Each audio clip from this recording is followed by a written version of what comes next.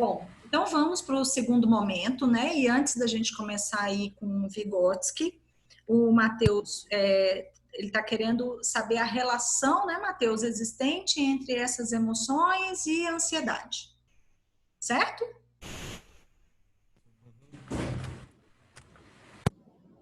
Entendi direito, Matheus? Sim, professor. Então vamos lá. Como eu disse para vocês, as emoções, elas na verdade são esse conjunto de reações fisiológicas que nós temos frente a um determinado estímulo externo, né?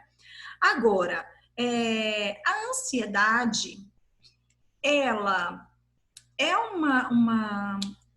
um conjunto de reações que nós vamos ter, e o interessante é que ela não é negativa, Matheus. A ansiedade é muito importante para a gente continuar buscando novas coisas, superando novos desafios, aprendendo novas informações. A ansiedade, ela é positiva, tá? Quando que ela passa a ser algo negativo? Quando ela começa a trazer prejuízos para o sujeito. Quando ele não consegue mais controlar, né, essa ansiedade para o positivo. E aí, ao invés de estimular o funcionamento, essa ansiedade passa a engessar o sujeito e ele não consegue mais agir do jeito que ele gostaria de agir. Nos dois casos, seja na ansiedade positiva, eu tô falando isso porque geralmente a gente tem a ideia de ansiedade como negativo, né, gente? Geralmente quando fala assim, ansiedade, já é do senso comum a ideia dos ansiolíticos, né, do medicamento, então acaba trazendo essa conotação ruim de negatividade. E não é. Né? Um nível, um grau de ansiedade é importante para todo mundo, porque é o que nos movimenta, é o que faz a gente continuar buscando. Agora, quando esse nível de ansiedade fica mais alto do que deveria, aí ele começa a trazer prejuízos para a gente pode entrar, inclusive, num transtorno generalizado de ansiedade. E eu não sei se vocês sabem, e Matheus, mas uma pessoa pode morrer de transtorno de ansiedade, né? Eu já acompanhei casos de criança, não posso nem chamar de adolescente, que entrou em coma por transtorno de ansiedade. Você sabia disso, Matheus? Não, não sabia não. Que aí eu vou te explicar uma coisa, que eu estava, né, na explicação da Glau. Existe ali um conjunto de emoções. Essas emoções, eu falei, dei o exemplo da paixão, né? Você se apaixona e aí quando vê a pessoa, o coração dispara. Quando vê a pessoa, você treme. Quando você vê a pessoa, as pernas ficam bambas, né? Você já imaginou, você ficar sentindo isso o tempo todo, que desgaste que isso vai ser? Não tem jeito. Isso vai provocar um adoecimento do sujeito. Então, o transtorno de ansiedade é quando essas emoções, que deveriam ser momentâneas, passam a tomar conta, a controlar toda a vida do sujeito. Tá fazendo sentido, gente? Vocês estão conseguindo acompanhar minha linha de raciocínio? Você entendeu, Matheus?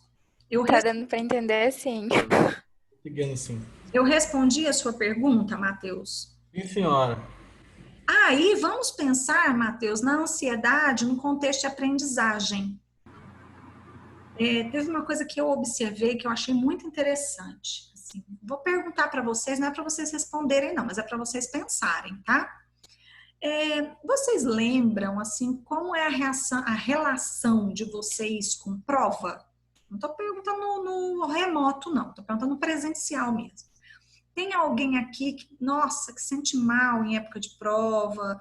Tem alguém aqui que o coração dispara na hora que vai fazer prova? Que às vezes, né, tem muita gente que entra em crise mesmo de ansiedade em semana de prova. Vocês já devem ter visto pessoas assim, né? Ou vivenciado essas experiências. E aí, eu trabalhando em escola com crianças pequenas, o que eu percebi? Que tinha criança que nas primeiras provas que realizava, ali no primeiro ano do ensino fundamental 1, chegava para fazer a prova com a mesma cara. E tinha crianças que perdiam a noite de sono, que chegava com medo, que chorava, que tremia, que achava que não ia dar conta. E não tinha nada a ver com o nível de informação que a criança tinha sobre o conteúdo. Olha o que nós estamos falando. Da ansiedade.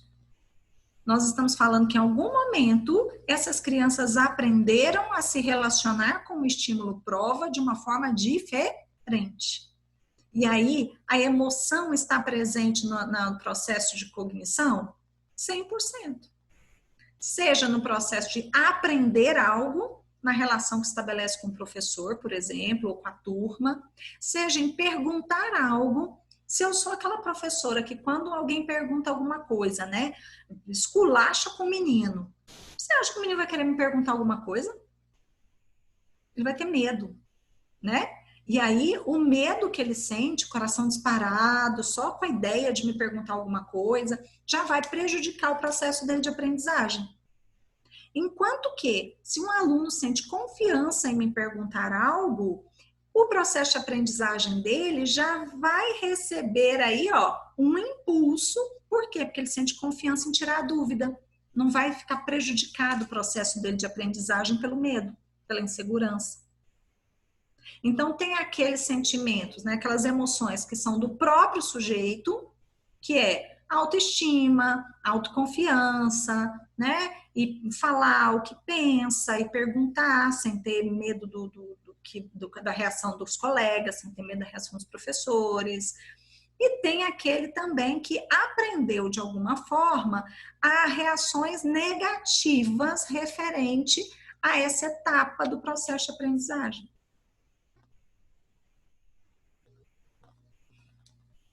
Matheus? Tá ouvindo. Fez sentido aí, Matheus, para você? Fez sim. Pronto. Então, vamos continuar aqui. Então, como eu disse para vocês, fica claro que as emoções, elas estão desde um primeiro instante da vida do sujeito, né, desenhando essa relação que ele estabelece com o mundo. É importante vocês entenderem que as emoções não são sentimentos. As emoções são reações fisiológicas a um determinado estímulo. A professora que é chamada de tia desperta emoções melhores ou piores do que aquela que é chamada de professora? Não, tá? Isso tem a ver com a afetividade, com a relação que ela estabelece com o aluno, e não necessariamente com o nome que é dado. E aí a gente chega a um outro teórico. Um outro teórico que vocês até me falaram que já ouviram falar sobre ele, né? Que é mais comum na pedagogia também, que é o Vygotsky. Vygotsky, ele é contemporâneo de Luria, daquele que eu trouxe para vocês lá nas aulas de neurociência.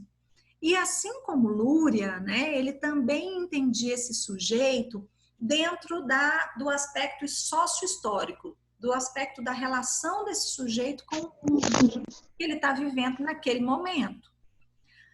Para Vygotsky, a razão teria a capacidade para... Peraí, deixa eu ver se eu...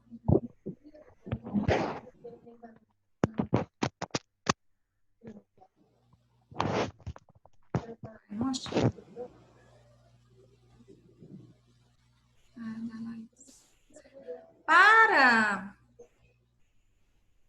Para Vygotsky, né, a razão teria capacidade de controlar as emoções mais primitivas, graças ao domínio dos instrumentos culturais, em especial a linguagem.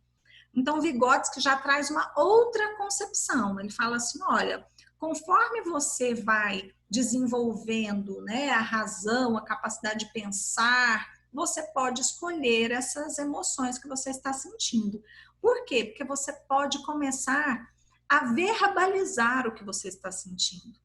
E eu lembro que teve uma época que isso era muito, virou moda, inclusive. Tinha até um programa que chamava Encantadora de Bebês. Não sei se vocês lembram disso. Vocês são muito novinhos, não vão lembrar. Mas era baseado na proposta de Vygotsky, de ensinar a criança a reconhecer e nomear e expressar de uma forma adequada as emoções que ela estava sentindo. Então, o bebê, quando ele está com fome, ele faz o quê, gente? Chora. Chora, né? Quando ele está com frio, ele faz o quê? Chora. Quando ele Chora pra tudo. Quando ele está com gases, ele faz o quê? Chora. Chora, né? Tudo ele chora. Acho que é uma forma de se expressar, tentar falar. Muito Para bem. quem não entende a linguagem dele. Como ele não tem ainda a linguagem desenvolvida, né? Como ele não sabe reconhecer esse incômodo que ele está sentindo, como ele não sabe nomear esse conjunto de sensações que ele está tendo, ele chora. E ele chora e ele será prontamente atendido. E quando ele é atendido, aquele incômodo passa. No início, é importantíssimo que isso aconteça, que ele chore, porque ele não sabe falar, e que as pessoas atendam, porque não é para ele ficar sentindo esse incômodo, tá certinho. O problema é que, com o tempo, ele passa a desenvolver a linguagem, mas ninguém para ensiná-lo a reconhecer, nomear e expressar as sensações. Então, é muito comum uma criança chegar na adolescência e ficar irritado quando está com fome e não saber dizer, estou com fome. Né? É muito comum uma criança de 4, 5, 6 anos ficar chata, irritada quando está com sono. Não era mais fácil ter ensinado a partir dos instrumentos culturais, a partir da linguagem, ensinar a criança a reconhecer que aquele incômodo que ela está sentindo se chama sono e que se ela deitar e dormir, esse incômodo vai passar? É disso que Vygotsky fala. Ele fala que no início, ok, não tem como, mas que depois a gente pode ensinar através dos instrumentos culturais, principalmente Vygotsky fala muito da linguagem, a nomear esses sentimentos, né? Reconhecer esses sentimentos, expressá-los. O desenvolvimento para Vygotsky, psicológico das funções superiores da infância, tais como memória, percepção, pensamento, imaginação, vontade, né? Para Vygotsky tinha uma forte relação com a razão. E ele afirma, portanto, o que é central para toda a estrutura da consciência e para todo o sistema da atividade das funções psíquicas é o desenvolvimento do pensamento. Então, o que é o pensamento? O pensamento é sentir, conseguir reconhecer o que está sentindo, nomear o que está sentindo, né? Expressar o que está sentindo. É disso que Vygotsky fala. Ele fala assim, olha, essas funções psíquicas, né, que vão precisar de ser nomeadas. É o pensamento que vai traçar essa linha de compreensão das sensações. Vygotsky apresenta uma solução monista para o problema das relações entre afetividade e cognição. Para ele, era diferencia emoções primitivas originais, tais como alegria, medo, raiva, das emoções ditas superiores e complexas, que, no caso, ele dá o exemplo de melancolia, respeito, julgamento, tá? E isso é claro para a gente hoje. A gente entende que no início a criança tem sensações primitivas orgânicas, fome, sono, frio, cólica. Depois ela começa a ter outras emoções, quando alguém chega, né? A Glau deu o exemplo aí da mãe, né? Aí a mãe chega, a criança tem o quê? Alegria. Às vezes arrasta uma cadeira, um barulho forte, ela sente medo. Às vezes tira um brinquedo dela, da mão dela, ela sente raiva. Então, primeiro nós tínhamos as emoções orgânicas, né? Depois a gente começa a ter essas primeiras emoções que ele chama de primitivas originais, E só depois a gente teria essas emoções complexas, julgamento, melancolia, respeito. Isso tudo precisa de um amadurecimento no neurodesenvolvimento para que a gente possa sentir. Uma criança de 3 anos, 4 anos, né, 5 anos, ela sabe que ela tem que se comportar para não ser punida. Agora, respeito é uma definição muito mais complexa que ela vai precisar de um tempo maior para desenvolver. Então, para Vygotsky, essas emoções superiores aí complexas, né? Olha aí, apontando também que a qualidade das emoções sofreria mudanças à medida que o conhecimento dos conceitos e dos processos cognitivos da criança se desenvolvem. Então, o conceito de respeito num primeiro momento é não ser punida. Conforme esse conceito vai sendo assimilado pela criança, conforme o neurodesenvolvimento vai acontecendo, vai mudando essa noção de respeito. Então, falar para a criança pequena, você me respeita, menina, não quer dizer nada para ela, porque ela não tem o significado da palavra respeito ainda, né? É um significado muito abstrato. Para Vygotsky, a afetividade se liga à singularidade dos sujeitos, tendo, pois, uma dimensão pessoal e subjetiva. Aí eu volto na questão das sensações, tá? Gente, para que eu diga o que significa ter medo para a Laís, eu tenho que conhecer o conjunto de reações fisiológicas que a Laís tem quando ela sente medo. Para eu dizer o que significa amor, né? O que significa paixão para a Giovana, eu preciso entender qual é a história que a Giovana desenvolveu a partir dessas emoções da paixão. Quais são as experiências que a Giovana já viveu até agora. É dessa singularidade que ele está falando, né? Que é uma dimensão muito pessoal. Quando eu disse, alguém se apaixona e sente frio na barriga, outro se apaixona e sente a bochecha ficar vermelha. É essa singularidade, é a representação daquele conjunto de sensações. Para Vygotsky, o ponto onde se encontram afetividade e inteligência é na palavra, porque Vygotsky ele estuda linguagem. Então, para ele, a palavra tem o peso, né, desse aspecto cultural, social. Quanto aos seus dois componentes essenciais, o significado e o sentido. Aí a gente para. A gente para conversar um pouco. Por quê? Porque para Vygotsky, o aspecto da linguagem é fundamental nessas relações que a gente estabelece com o mundo, inclusive no processo de aprendizagem. E para Vygotsky, significado é uma coisa, sentido é outra. Alguém se arrisca a me explicar essa diferença entre significado e sentido? Fiquem à vontade.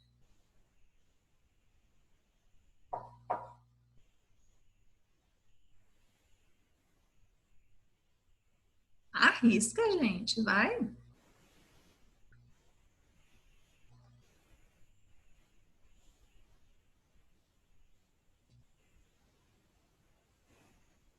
Ninguém vai arriscar. Não. Vou dar um exemplo que vai fazer muito, muito, muito sentido para vocês. Tem alguém aqui nessa turma que fala um outro idioma?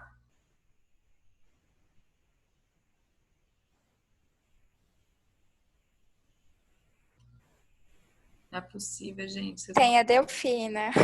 Sim, ela não tá aqui hoje, né? Eu não vi Delfina aqui. Acho que não tá. Mas nós vamos usar o exemplo da Delfina, tá? Qual é o idioma que a Delfina usa? Qual é o idioma dela de origem? Espanhol. Espanhol. Ótimo, beleza. Então, Delfina domina o espanhol, é a língua dela materna, e ela aprendeu português vindo para cá, ok? São dois idiomas até bem próximos, né? E aí, Delfina vem para cá e a professora está dando aula para ela. E ela entende o significado das palavras. Ela entende o significado das palavras, mas ela não entende o sentido. Por quê? Porque o sentido é cultural. A pessoa fala inglês fluente. Ela fala, eu falo inglês fluente, fiz curso de inglês a minha vida inteira. Aí ele vai morar lá na Escócia, lá fala inglês. O significado das palavras ele entende, mas o sentido dado às palavras é de outra ordem, é da ordem cultural. Tá claro isso para vocês? Sim ou não? Tá claro.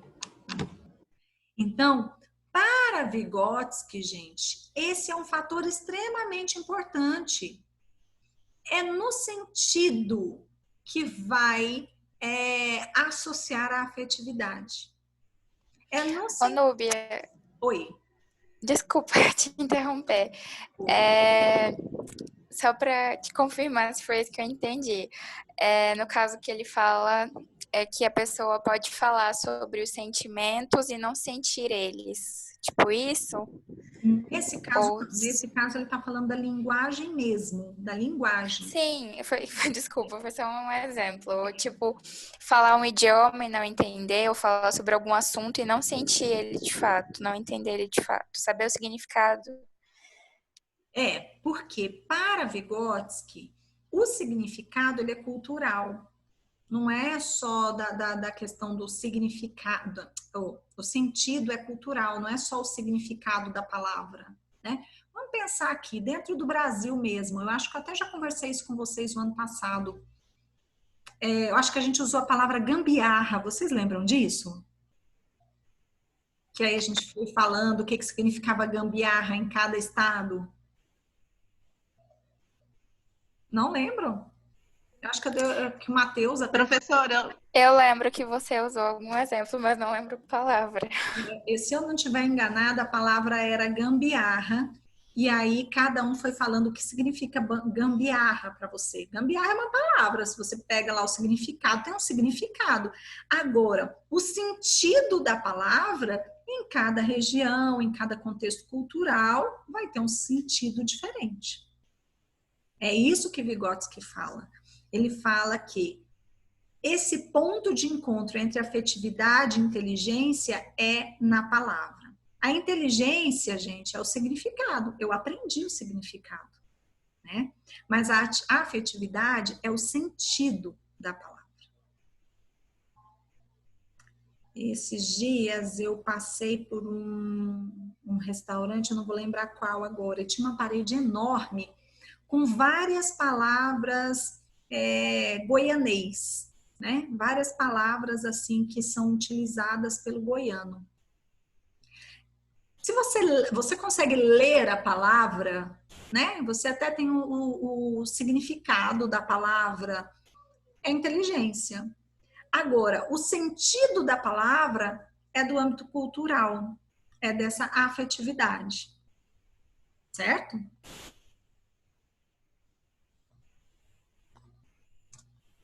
Mais ou menos, Núbia. Vamos continuar, a gente vai falar um pouco mais. professora, Oi. eu posso só fazer uma pergunta? Eu sei que não tem nada a ver, mas é tipo assim, a gente vê um quadro, aí ele tem o significado, a gente só não sabe o sentido dele, de uma pintura. Mais ou menos isso? Tá, você está me dizendo que o sentido é abstrato. Por aí. Mas vamos continuar aqui que a gente vai falar mais de significado e sentido até todo mundo entender. Calma, bom. Bárbara. Cada palavra, se eu falar a palavra nuvem, tá? A palavra tem um significado. Sistema de relações objetivas que formam uma espécie de núcleo estável, o qual pode ser compartilhado com outros indivíduos do mesmo grupo cultural. Então, a palavra nuvem.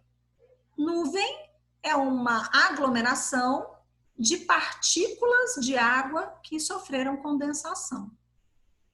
Porém, também existem os sentidos da palavra nuvem. Se refere ao significado para cada indivíduo, que está, portanto, diretamente relacionado às suas vivências particulares. Se eu falar, estou falando aqui nuvem, para alguém que trabalha com tecnologia da informação, ele pode imediatamente associar ao quê?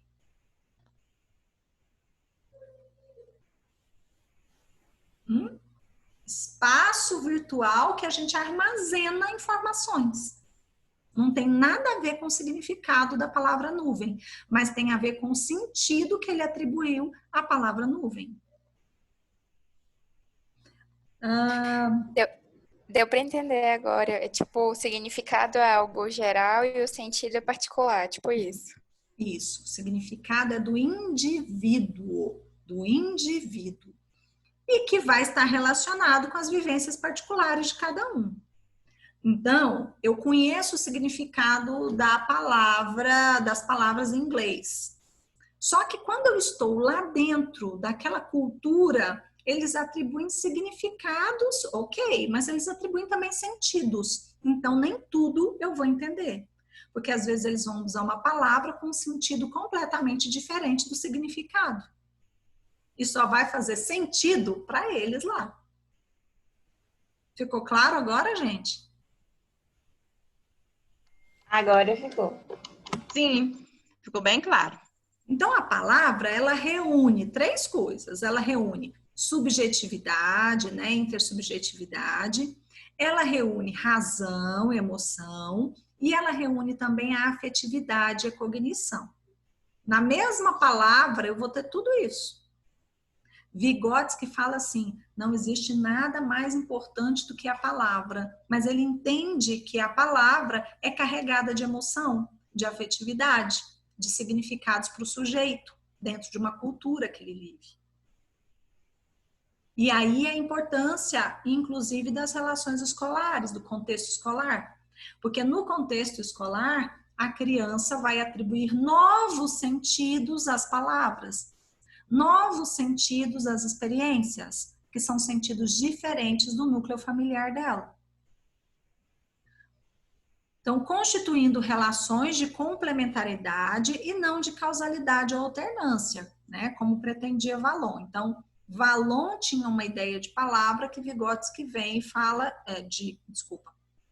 Vallon tinha uma ideia de afetividade que Vygotsky fala assim, não, para Vygotsky está na linguagem, está na interação social. Para Vallon está muito mais relacionado com a emoção pura.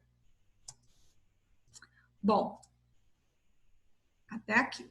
Vamos lá. Agora eu gostaria de saber se vocês têm alguma pergunta, se tem alguma coisa para comentar, porque eu não vou passar para o Freud hoje, nem para o Piaget, tá? A gente vai deixar o Freud e o Piaget para a semana que vem, porque senão buga o cérebro de todo mundo. Alguém tem alguma pergunta? Quer fazer algum comentário? Consegue relacionar, né, isso que nós estudamos hoje de Vygotsky, de Vallon, com o processo do aprender, não só do aprender formal, mas do aprender na vida?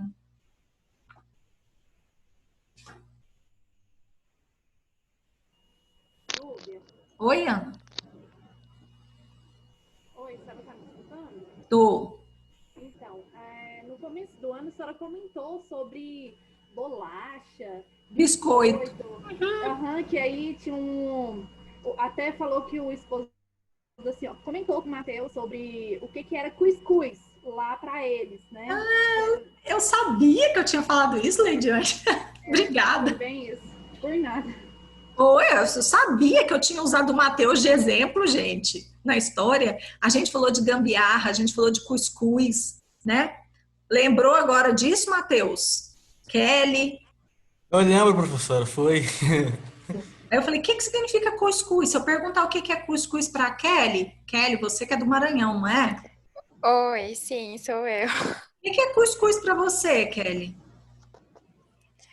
Eu não sei se você vai explicar. É tipo, é um negócio feito com floco de milho. Bom, flocão, acertou, tá certo? Isso, flocão. Feito de flocão. Matheus, o que é cuscuz para você, Matheus? Assim, professora, lá no Rio, esse aí que a Kélia falou de flocos, né, no caso, quase não tem. Lá, geralmente, é o doce. Eu não sei como é que faz. Eu só sei que ele é branco, joga, né, coco ralado por cima.